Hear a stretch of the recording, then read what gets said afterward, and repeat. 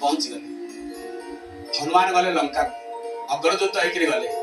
हनुमान को जो जप करे जीवन में केतले विच्छेद आसबनी, पति पत्नी विच्छेद आसबनी, पारिवारिक जीवन में विच्छेद आसबनी, घरे कुछ अलग लोक आप घर लोक खराब भावे, बाहर लोक खराब भावे कहीं मिलन देवता हनुमान।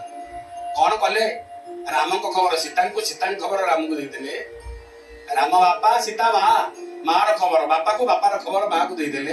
हनुमान तो राम को अतीब प्रिय जे माँ बापा भितर केतले कलह देखते ना, सदाबले माँ बापा भितर संबंध बांधिया जाती जो पिला से माँ प्रिय बापा प्रिय हनुमान से हेमंत जो हनुमान माँ को खोजा गला बेले अनुसंधान करा गला बेले लंका प्रवेश कर माँ सीता दर्शन कर भोक है मधुबन फल खाइले लंका प्रवेश कला बेले अग्नि संयोग कले लांजरे समग्र लंका पोड़ीदे।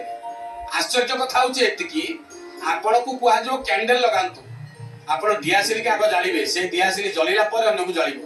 हनुमान को लांजर निया लंका पड़ा कि लांज पड़ी कारण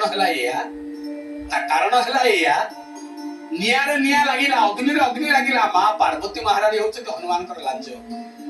हनुमान को दर्शन कले देह हूँ शिव एवं लांजटा हूँ पार्वती। हनुमान को दर्शन कले शिव पार्वती उभय को दर्शन कर हनुमान संपूर्ण लंका कटक पोड़ीदेला देह प्रचंड जोर ब्रह्मचर्य अत्यंत तेजिया नहीं उठिला, निजक सही पारे ना हा हा हु कही हठात समुद्र मध्य को नहीं पड़े देहरु स्फुरित है स्खलित है रजबीर्य बा पुरुषार्थ पानी भितर भासुची गोटे मगरमाछ आस्वादन कला।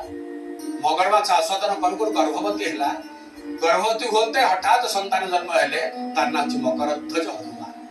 बापा बजरंगबली हनुमान महाराज, माँ मगरमाछ हाथ में माछ धरवे ना नहीं मार स्मृति बड़ है महिरावण तर्पण करुला समुद्र तट देश देखिदे ओ चमत्कार पशुटी पानी रही पारुची पुणी आसी पारुची जल स्थल उभय जापार उभय चरई विचार कला मन मन ये कौन कर महिरावण तपस्या को भांगी देव